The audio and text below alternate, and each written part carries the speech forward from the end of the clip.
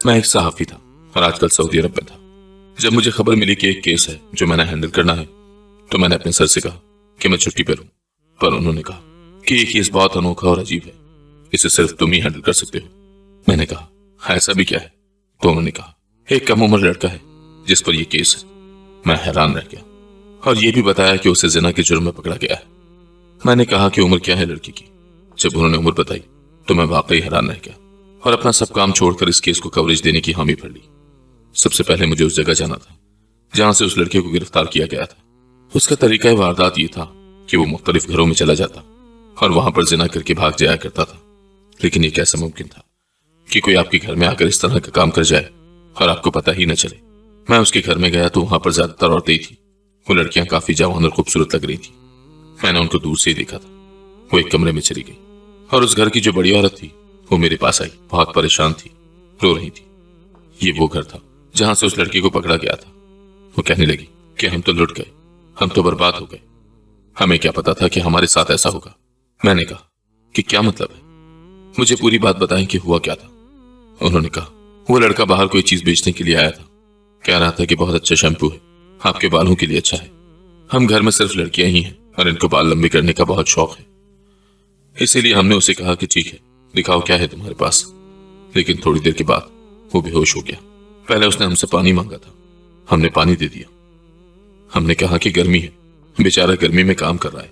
लेकिन जब बेहोश हो गया तो समझ ही नहीं आ रही थी कि क्या करें। उसको सड़क पर तो नहीं छोड़ सकते थे, उसे तो होश ही नहीं आ रहा था। बमुश्किल उठाकर हम उसे एक कमरे में बिस्तर के ऊपर लेटा दिया और उसकी तलाशी ली कि कोई नंबर या उसका फोन मिल जाए जिसमें उसके किसी अपने का नंबर हो तो उसे बताएं कि आपका रिश्तेदार यहाँ पर बेहोश पड़ा हुआ है। लेकिन थोड़ी देर के बाद उसे होश आ गया और हम सबको जैसे किसी ने कोई नशे की चीज दे दी। हम लोग बेहोश हो गए। जब उठे तो पता चला कि मेरी दो बेटियों के साथ। वो औरत बोलती बोलती रुक गई और रोने लगी। मैंने कहा फिर वो लड़का कहाँ गया? तो उन्होंने कहा कि वो तो भाग गया। मैंने उनको कहा कि आपको उसे ऐसे घर में दाखिल नहीं करना चाहिए था। उन्होंने कहा हम बता तो रहे हैं कि वो बेहोश हो गया था, तो फिर हम क्या कर सकते थे? बात तो ठीक थी, कोई पराया शख्स आपके घर के अंदर आके बेहोश हो जाए तो आप उसे वापस सड़क पर तो नहीं फेंक सकते। मैंने कहा आपकी बेटियों का भी बयान लेना होगा। तो वो कहने लगी ठीक है। मैंने उन लड़कियों का बयान ले लिया और मैं अपने सर के पास आ गया। मैंने कहा कि अब वो लड़का कहाँ है? तो उन्होंने कहा कि उसे तो पकड़ लिया गया है, पुलिस के पास है। मैंने कहा मैं उसको देखना चाहता हूँ। जब मैं पुलिस स्टेशन गया तो मैंने उस लड़की को देखा। मैं हैरान रह गया। ये लड़का तो बहुत ही कम उम्र था, पर उसने ये सब कुछ किया था और सिर्फ एक घर में नहीं, बहुत सारे लोगों के साथ इसी तरह के मामलात किए थे। उसका तरीका वारदात ही यही था कि वो घर में दाखिल होता किसी बहाने से और घर के अंदर थोड़ी देर रुक जाता, फिर उन लोगों के ऊपर या तो कोई बेहोशी का स्प्रे कर देता था या कोई चीज उनको खिला देता कि वो सब बेहोश हो जाते थे। और जो भी खूबसूरत लड़की देखता उसके साथ गलतकारी हो जाती। फिर उसके बाद इतना ही नहीं, उन लड़कियों की वीडियो भी बना ली जाती थी और उन्हें ब्लैकमेल भी किया जाता था। ये मामला ऐसे चल रहा था कि जैसे किसी बहुत बड़े गैंग का काम हो। कोई गैंग आया हुआ हो जो इसी तरह की हरकतें कर रहा है। लेकिन उस लड़के के साथ ना तो कोई गैंग पकड़ा गया था, ना ही कोई और शख्स, सिर्फ यही लड़का था। उसको देख के तो ऐसा लगता था कि ये मक्खी भी नहीं मार सकता। फिलहाल उसी कुर्सी पर बिठाया गया था, आगे टेबल पड़ा था। मैं जाकर बैठ गया। उसके हाथों में हथकड़ी लगी हुई थी। मैंने कहा ये सब कुछ क्या है? क्यों किया तुमने ऐसा और कैसे किया? वो बोल ही नहीं रहा था। मैंने कहा अगर तुम बोलोगे नहीं तो तुम्हारे लिए बड़े मसले बन जाएंगे। उसने कहा मेरे लिए पहले ही बहुत बड़ा मसला बन गया है। वो बहुत डरा हुआ था। मैंने कहा तुम मानते हो ना कि तुमने ये सब कुछ किया है? तो इस बात का उसने जवाब नहीं दिया। जितने भी घरों ने रिपोर्ट की थी उन सबसे मैंने पूछताछ की थी। उन्होंने इसी तरह की कहानियां सुनाई थी कि ये लड़का किसी काम से आता था और बेहोश हो जाता था, फिर कहता था कि मुझे बहुत भूख लगी हुई है। मुख्तलिफ कहानियां सुनाता था। किसी को कहता था कि मेरी मां नहीं है, तो किसी को कहता था कि मेरे बाप ने मेरी मां पर हाथ उठाया है। मेरे घर में बहन भाई भूखे हैं। रोता था, बिलखता था। इस तरह की बातें करके लोगों को अपने जाल में फंसा लेता था। मैंने 3-4 दिन से खाना नहीं खाया, या फिर कभी कभी तो ऐसा भी होता था कि किसी घर के सामने बैठकर रोना शुरू कर देता था और वो लोग रहमदिली में आकर उसकी मदद करने के लिए उसे अंदर ले जाते थे। किसी भी शख्स के घर में घुसना कोई आसान काम नहीं है और कोई भी किसी गैर आदमी को इतनी आसानी से अपने घर में आने की इजाजत नहीं देता। लेकिन इतनी कम उम्र वाले लड़के पर कोई भी भरोसा कर सकता है और ये भरोसा ही था जिसकी वजह से उसने ये सब कुछ किया था। अभी तक कुछ खानदान ऐसे थे जिन्होंने रिपोर्ट ही नहीं करवाई थी। वो कह रहे थे कि हम अपनी इज्जत दांव पर नहीं लगाना चाहते, पता नहीं इंसाफ मिलेगा या नहीं। लेकिन उसने किसी भी सवाल का जवाब नहीं दिया। मैंने कहा, अगर तुम बोलोगे नहीं तो मैं तुम्हारी मदद नहीं कर पाऊंगा। पर वो नहीं बोल रहा था। ये सब हमारे पैंतरे होते हैं ताकि मुजरिम से हम पूछ सके कि वो ये सब कुछ क्यों करता रहा है। मैं बाहर आया तो मेरे एक दोस्त ने कहा कि देखो आजकल के हालात, इस लड़के ने इतने बड़े बड़े गुनाह किए हैं, इसकी उम्र देखो, इसकी शक्ल देखो और इसके काम देखो। मैंने कहा कि तुम ठीक कह रहे हो, जमाना बहुत बुरी तरफ जा रहा है, लेकिन अब हमारा काम तो तकरीबन खत्म ही हो गया है। मामला सीधा है, इसको पकड़ लिया गया है, अब इसको सजा हो जाएगी। उस आदमी ने कहा, लेकिन इसने अपना गुनाह कबूल नहीं किया है। मैंने कहा, हाँ कबूल नहीं किया है, पर इतने सारे गवाह हैं। कुछ घरों के आगे सीसीटीवी कैमरे भी लगे हुए थे, उसके अंदर उसी की फुटेज थी। एक फुटेज में तो ये बाकायदा रो रहा था और अंदर से एक लड़की निकली जो इसकी मदद करने के लिए इसे अंदर ले गई और फिर उसी लड़की ने रिपोर्ट करवाई थी। वो बहुत परेशान थी। एक अजीब बात यह भी थी कि घर के सारे लोग बेहोश हो जाते थे और घर में से कोई और सामान नहीं जाता था। सिर्फ एक ही गुनाह को बार बार किया जा रहा था। मतलब यह कि ये लड़का चोर नहीं था, इसने कभी कोई चोरी नहीं की थी। अब उसकी जज के सामने पेशी थी, हम सब भी वहां पर मौजूद थे। मेरे सर ने ठीक कहा था कि यह केस जरूरत से ज्यादा दिलचस्प भी था और अजीब भी। जज ने कहा कि तुम्हारी उम्र कम है, तुम्हें बच्चों की जेल में रखा जाएगा, लेकिन जैसे ही तुम 18 साल के हो जाओगे उसके बाद तुम्हें बहुत सख्त सजा दी जाएगी। तुम्हें फांसी भी हो सकती है और उम्र कैद भी। पर पहले तुम ये बताओ कि तुमने ये सब कुछ क्यों किया। तो वो खामोश हो गया। जज ने कहा, कुछ तो बोलो, पर वो नहीं बोल रहा था। फिर जज ने कहा कि तुम्हारी कोई आखिरी ख्वाहिश है। तो उसने एक अजीब सी ख्वाहिश का इजहार कर दिया। उसने कहा कि हाँ मेरी एक ख्वाहिश है, क्या आप पूरी करवाएंगे। हम लोगों ने कहा कि आप देखो कैसे फर बोल रहा है और पहले नहीं बोल रहा था। जज ने कहा कि तुम्हारी आखिरी ख्वाहिश बाद में पूरी करवा दी जाएगी। तो उसने कहा, नहीं, मेरी ख्वाहिश ये है कि वो जल्द से जल्द पूरी भी करवाई जाए। उसके बाद आप लोग मेरे साथ जो भी करें मुझे कोई मसला नहीं है। जज ने कहा, क्या है तुम्हारी आखिरी ख्वाहिश। तो कहने लगा, मैं एक आखिरी दफा स्विमिंग पूल में नहाना चाहता हूं। जब हम लोगों ने उसकी ये ख्वाहिश सुनी तो हम लोग हैरान रह गए कि ये किस किस्म की बात है और ये कैसी ख्वाहिश है। ऐसी ख्वाहिश तो आज तक किसी ने भी न की होगी। जब उससे पूछा गया कि तुमने ऐसी ख्वाहिश क्या सोच के की है, तो उसने कहा कि मुझे पानी बहुत पसंद है। इसलिए हमें उसकी बात पर यकीन नहीं हुआ था, क्योंकि अब हमें उसकी किसी भी बात पर यकीन करना ही नहीं चाहिए था। लेकिन उसने इतना कहकर अपनी जबान पर फिर से ताला लगा लिया। खैर, जज ने कहा कि अब इसकी आखिरी ख्वाहिश है तो पूरी तो करवानी पड़ेगी। जज ने हुक्म दे दिया कि पूरी सिक्योरिटी और एहतमाम के साथ इसको किसी प्राइवेट स्विमिंग पूल कंपनी में ले जाओ, जहां पर उस वक्त और कोई भी मौजूद ना हो, और इसे इसकी आखिरी ख्वाहिश पूरी करने के बाद बच्चों की जेल में भेज दिया जाए। जैसे ही 18 साल का हो इसको सजा दे दी जाएगी, क्योंकि इसने एक नहीं न जाने कितने घर बर्बाद किए थे। ये इस काम में बहुत अरसे से लगा हुआ था। एक घर से तो ये बयान भी लिखवाया गया था कि उनके घर की 2 लड़कियां मां बनने वाली हैं, क्योंकि 1-2 महीने पहले उनके साथ भी यही हुआ था। जब ये खबर सब लोगों को पता चल गई कि उस शख्स को पकड़ लिया गया है जो घर घर जाके ये सब कर रहा था, तो लोगों ने अब सामने आना शुरू कर दिया था, क्योंकि मुजरिम पुलिस के हाथों में था। मुझे ये सुनकर बहुत अफसोस हुआ कि अब उन लड़कियों का क्या होगा जिनके साथ घर बैठे ही इतने बुरे सलूक किए गए। लेकिन क्या ये सब कुछ उसी ने किया था? उसकी इस अनोखी ख्वाहिश की तकमील के लिए हम लोग एक प्राइवेट स्विमिंग पूल में पहुंच गए और उन लोगों को बताया कि हम लोग क्या चाहते हैं। उन्होंने कहा कि अगर आप पैसे देंगे तो ठीक है, जैसा आप चाहेंगे वैसा ही होगा। हमने सारा एरिया ही खाली करवा लिया और आसपास पहरे पे कुछ लोग भी खड़े कर दिए, क्योंकि कुछ कैदी बहुत ज्यादा चालाक होते हैं। इस तरह की आखिरी ख्वाहिश करते हैं जिसमें उनको भागने के इम्कानात ज्यादा नजर आते हैं और वो पागल बना के भाग जाते हैं। एक दफा ऐसा ही हुआ था।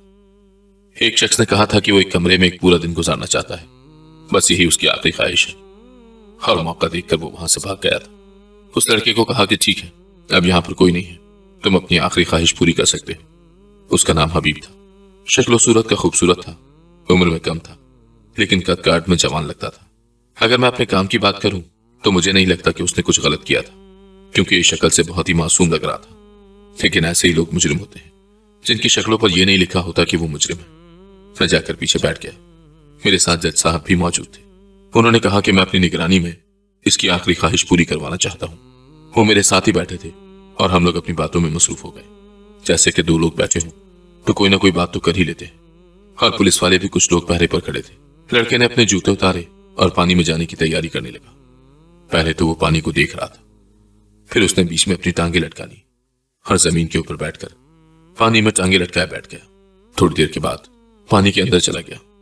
जाहिर है अगर उसने ये आखिरी ख्वाहिश की थी कि मुझे स्विमिंग पूल में तैराकी करनी है तो फिर उसको तैराकी आती भी होगी।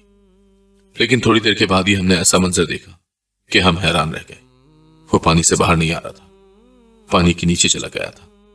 इतना तजुर्बाकार तो नहीं लग रहा था क्योंकि पानी में जाने से पहले वो काफी घबराया हुआ लग रहा था। मैंने पानी की तरफ देखा तो वो लड़का ऊपर नहीं आ रहा था। मैंने जज साहब से कहा कि ये क्या मामला है, लड़का तो पानी के नीचे से ऊपर ही नहीं आ रहा। तो वो भी अलर्ट हो गए कि हाँ, मामला थोड़ा गड़बड़ लग रहा है। फिर एक आदमी को इशारा किया कि जरा आगे जाके देखे कि क्या है। उसने देखा तो फौरन से पानी में छलांग लगा दी। हम लोग भी हैरान हुए। उसने कहा कि लड़का तो डूब रहा है, इसका मतलब है कि वो सजा से बचने के लिए खुदकुशी करने की कोशिश कर रहा था, क्योंकि शायद वो जेल नहीं जाना चाहता था। जितनी उसकी उम्र थी उससे इस तरह की बात की तवक्को की जा सकती थी, लेकिन इससे पहले जो उसने कारनामे किए थे वो फिर कैसे कर गुजरा था। वो इतना ही बुज़दिल था तो ये सब उसने कैसे कर लिया। उसे पानी से निकाला तो उसकी सांसें बहुत ही हल्की चल रही थी। फौरन डॉक्टर के पास लेकर भागे। जज साहब भी परेशान हो गए और हम सब भी कि ये क्या मामला हो गया। हम लोग फौरन डॉक्टर के पास भागे। जब डॉक्टर को बताया कि ये वही लड़का है जिसकी खबर आज सुबह से बहुत ज्यादा उड़ी हुई है, तो डॉक्टर भी थोड़ा हैरान हुआ कि ये है वो लड़का। मैं तो समझा कोई जवान आदमी होगा। हमने कहा कि यही है। उन्होंने उसको फौरन चेक करना शुरू कर दिया। हमारी आंखों के सामने ही उसे होश तो आ गया था। उसके पेट से पानी की आवाजें आ रही थी जो उसके मुंह से निकल रहा था, यानी कि उसकी हालत पहले से ठीक हो गई थी। वो होश में आ गया था और जिंदा भी था। लेकिन डॉक्टर ने कहा कि मुझे इसे कुछ देर मजीद अपने पास रखना होगा क्योंकि मुझे मामला कुछ और लग रहा है। हमने कहा कि आपके साथ ज्यादा देर नहीं रह सकता, ये आपको चकमा देखकर भाग सकता है। तो उन्होंने कहा फिर आप अपने 2 लोगों को मेरे साथ भेज दें, लेकिन मुझे मामला कुछ खराब लग रहा है। हमने कहा कि क्या मतलब। तो उन्होंने कहा मैं आपको भी बताता हूं। वो 2 घंटे के लिए लड़के को लेकर अंदर चले गए। उस हिस्से में हमें जाने की इजाजत नहीं थी, लेकिन हमने अपने 2 लोगों को अंदर भेज दिया था। उसके बाद डॉक्टर साहब ने हमको अपने कमरे में बुलाया और कहा कि इस लड़के के जिस्म के अंदर हमें एक ऐसी चीज मिली है जो इस बात की निशानदेही करती है जो आप लोग समझ रहे हैं ये वो नहीं है। हमने कहा कि क्या मतलब। तो उन्होंने कहा इस लड़के के जिस्म में एक चिप लगी हुई है। उन्होंने हमें वो चिप दिखाई। उन्होंने कहा ये चिप इसकी कलाई में नस्ब की गई थी और इसको नस्ब करना कोई इतना बड़ा प्रोसीजर नहीं है, आराम से हो जाता है। जब हमने अपने तजुर्बाकार लोगों को उस चिप के बारे में बताया और उन्होंने उसे चेक किया तो उन्होंने कहा कि ये चिप तो आपकी लोकेशन, यानी आप कौन सी जगह पर मौजूद है, इस चीज को इंडिकेट करती है, यानी कि ये एक डिटेक्टर है। लेकिन ये इस लड़के की कलाई में क्यों था? इसका मतलब कि हम जो समझ रहे थे वो वाकई नहीं था। हम ये समझ रहे थे कि ये केस क्लोज हो चुका है, लड़का गुनहगार है, इसे पकड़ लिया गया है, इसे सजा दे दी गई है। लेकिन शायद कुछ और मामला था। फिर हमने उस लड़के से पूछा कि अब बताओ कि क्या बात है, और उसने हमें एक ऐसी बात बताई कि इस केस का एक नया पहलू निकल के हमारे सामने आ गया, जिससे हम सब हैरान रह गए। उस लड़के की हालत अब पहले से बेहतर थी। वो हमारे सामने बैठा था। मैंने कहा पहले भी तुमने ना बोल के पुलिस और कानून को गुमराह भी किया और अब भी तुम नहीं बोले तो बहुत बुरा होगा, इसीलिए बताओ कि ये सब क्या है। ये चिप तुम्हारे बाजू में किसने डाली? तो उसने कहा कि मैं आपको सब कुछ बताता हूं। दरअसल मैं अकेला नहीं हूं, मेरे साथ एक पूरी टीम है। हमने कहा क्या मतलब है टीम से तुम्हारा? तुम तो हर जगह वारदात पर अकेले पाए गए हो और सबने तुम्हारा ही हुलिया बताया है। उसने कहा मेरा हुलिया ही बताएंगे, क्योंकि सामने तो मैं ही जाता था, लेकिन जब सब लोग बेहोश हो जाते थे तो फिर मैं वहां पे नहीं होता था, मुझे वहां से भेज दिया जाता था। मेरी जगह वहां और बहुत से लोग आ जाते थे। मैंने कहा कि क्या मतलब है, पूरी बात बताओ। उसने कहा कि वो 5 लोग हैं, उम्रों में बड़े हैं, 25 से लेकर 40 साल की उम्र तक के हैं, लेकिन उनके कद किसी छोटे लड़के जितने हैं, यानी कि मेरे जितने हैं। इसीलिए सब समझते हैं कि जो कुछ किया है वो किसी छोटे कद के इंसान ने किया है, और क्योंकि मंजर पर मैं होता हूं तो मुझ पर ही इल्जाम लग जाता है। मेरा काम सिर्फ इतना है कि मैं घर के अंदर चला जाऊं और मौका देखकर उनको किसी तरह से बेहोश कर दूं। मेरे पास एक छोटी सी धुएं वाली डिवाइस होती है जिसे मैं घर के कोने में रख देता हूं। उसमें से इस तरह की स्मेल उड़ती है कि सब लोग बेहोश हो जाते हैं, और उसके बाद वो लोग जो चाहते हैं करते हैं, क्योंकि उन सब के लिए ये सब कुछ मजाक है, एंजॉयमेंट है। उनको ये सब करना अच्छा लगता है, और मंजर पर मुझे रखा है क्योंकि एक छोटे लड़के पर किसी को भी शक नहीं होता। ये तो मैं तब पकड़ा गया जब मामला बहुत आगे निकल गए और इस काम को करते हुए काफी साल गुजर गए। हमने कहा तुमने स्विमिंग पूल में तैराकी करने की आखिरी ख्वाहिश क्यों की थी? उसने कहा कि मैं डर गया था, मुझे बहुत डर लग रहा था। मैं जेल नहीं जाना चाहता था क्योंकि मैंने कुछ नहीं किया था, इसीलिए सोचा कि अपनी जान दे देता हूं ताकि मुझे जेल में ना जाना पड़े। नहीं तो आप लोग मुझे फांसी की सजा दे देते। मैं फांसी के जरिए नहीं मरना चाहता था। हमने कहा कि तुम उन लोगों के साथ ये काम क्यों करते हो? अगर वो तुमसे उम्र में पड़े तो फिर तुम्हारा उनके साथ होना बिला वजह तो नहीं हो सकता। जब उस लड़के ने एक और बड़ी अजीब बात बताई। उसने कहा कि उनके पास मेरी एक बहन है। हमने कहा कि क्या मतलब? उसने कहा, मेरी छोटी बहन, वो बहुत छोटी है, 4 साल की है, वो उन लोगों के पास है। उन्होंने उसे अपने पास रखा हुआ है। वो कहते हैं कि अगर तुमने हमारी बात नहीं मानी तो हम तुम्हारी बहन को जान से मार देंगे। इसीलिए मैं ये सब कुछ करता हूं। लेकिन अब मुझे पता चल गया है कि मैं अपनी बहन को नहीं बचा पाता, इसीलिए खुदकुशी करना चाहता था। क्योंकि जब मैं उसकी हिफाजत नहीं कर पाया तो जिंदा रह के क्या करता? मैं आप लोगों को उनका पता भी इसीलिए नहीं बता रहा था क्योंकि मैं आप लोगों के पास हूं। ये बात वो भी जानते हैं। अगर उनको पता चल गया कि मैंने आपको सब कुछ बता दिया है तो वो मेरी बहन को जिंदा नहीं छोड़ेंगे। लड़के ने फूट फूट कर रोना शुरू कर दिया और हम सब हैरान रह गए कि वाकई इस केस की जड़ें तो बहुत अंदर तक फैली हुई थी। मैं सब कुछ नोट कर रहा था क्योंकि मुझे इस पर पूरी रिपोर्ट बना के फिर आवाम के सामने भी पेश करनी थी। और अब ये बात आवाम के सामने रखना हमारी मजबूरी बन गया था क्योंकि सबको इस बारे में पता था। इसका मतलब कि ये लड़का बेकसूर था। इसका कसूर इतना तो नहीं था कि इसको जेल भेज दिया जाता। ये तो खुद मजबूर था, ये तो खुद विक्टिम था, मुजरिम नहीं था। उसको हमने एक महफूज मकाम पर मुंतकिल कर दिया और मैंने उसे यकीन दिलाया कि सब लोग तुम्हारी मदद करेंगे। मैं भी सबको बताऊंगा कि तुम्हारी गलती नहीं थी और तुम्हारी बहन को भी बचा लिया जाएगा। तुम फिक्र नहीं करो। अब उन लोगों को पकड़ना पुलिस का काम था, लेकिन मैं हैरान था कि उन्होंने किस तरह से ये चाल चली थी। मंजर पर उस लड़के को रखा था और उसके पीछे पूरा गैंग था। पुलिस सरगर्म हो गई। लड़के से उनके हुलिये पूछे गए। उसे मुख्तलिफ लोगों की तस्वीरें दिखाई गई। कुछ मुजरिम पुलिस के मतलूब थे। उनका पूरा एक एल्बम था। 2 लोग तो उनमें से ही निकल आए। लड़के ने कहा कि ये दोनों भी हैं उस गैंग में। बाकी 3 लोगों का पता नहीं था। जब उन लोगों को पकड़ लिया गया तो पुलिस ने एक बहुत बड़ी प्रेस कॉन्फ्रेंस भी की जिसमें उनको भी बिठाया और उस लड़के को भी। और सारी कहानी मैंने अवाम के सामने पेश की और उनको बताया कि मामला क्या था। सब लोग हैरान थे। मैंने उन लड़कों को देखा। वाकई उनके कद छोटे छोटे थे, लेकिन वो उम्र में बहुत ज्यादा थे। पता चला कि वो 3 भाई हैं और उनमें से 2 आपस में कजन हैं, यानी कि एक दूसरे के रिश्तेदार थे। शक्लें भी मिलती जुलती थी। हमने हबीब की बहन का भी पता लगवा लिया। जब उसे हबीब के पास पहुंचाया तो वो खुशी से निहाल हो गया। वो लड़की भी अपने भाई के गले लगकर रोने लगी। बहुत डरी हुई थी। हबीब ने शुक्रिया अदा किया। उसे 3 महीने के लिए काउंसलिंग के लिए भेज दिया गया ताकि वो दोबारा ऐसे लोगों के हाथों में आकर आलयकार न बन सके। फिर उसके बाद उन दोनों बच्चों को चाइल्ड केयर एसोसिएशन के हवाले किया कि जब तक वो दोनों बालिग नहीं हो जाते उनका सारा खर्चा और उनकी जिम्मेदारी उस इदारे की थी। मैं कभी कभी हबीब से मिलने चला जाता हूँ। वो बहुत शुक्रिया करता है। अपनी बहन के साथ वहीं रहता है। ये भी पता चला है कि उसके माँ बाप इस दुनिया से यूं ही नहीं गए। उनके पीछे भी यही लोग थे जिन्होंने उनके माँ बाप को मार डाला और फिर उन बच्चों को इस्तेमाल किया। वो कहते हैं ना, जो जैसा होता है वैसा दिखाई नहीं देता। अगर हम लोग इस केस की तह तक नहीं पहुंचते तो शायद हम अभी हबीब को सजा सुना के जेल में भी डाल चुके होते। उसको सजा मिल जाती और उसकी बहन हमेशा के लिए कहीं खो जाती और ये लोग हबीब जैसे ही किसी और शख्स को तलाश करके अपने मकरू धंधे में मुलविस रहते। लेकिन शायद उनका वक्त आना भी लिखा था कि जल्दी पकड़े गए। लेकिन मैं अभी भी ये सोच के हैरान होता हूं कि उन्होंने कितना गहरा खेल रचाया था कि उस तक कोई पहुंच ही नहीं सकता था। आप लोग बताएं, आपने भी यही सोचा था ना कि ये सब कुछ हबीब ने किया होगा, या आपके दिमाग में भी ये बात आई थी कि शायद इसके पीछे कोई और हो? क्योंकि हर घर में से हबीब को ही निकलते और जाते देखा जा रहा था। वही घर के अंदर जाता था, वही निकलता था और लोग कहते थे कि एक ही लड़का था जो छोटे कद का था, वही हमारे घर में आया था और उसके बाद ही ये सब कुछ हुआ है। अगर आपको आज की कहानी पसंद आई है तो वीडियो को जरूर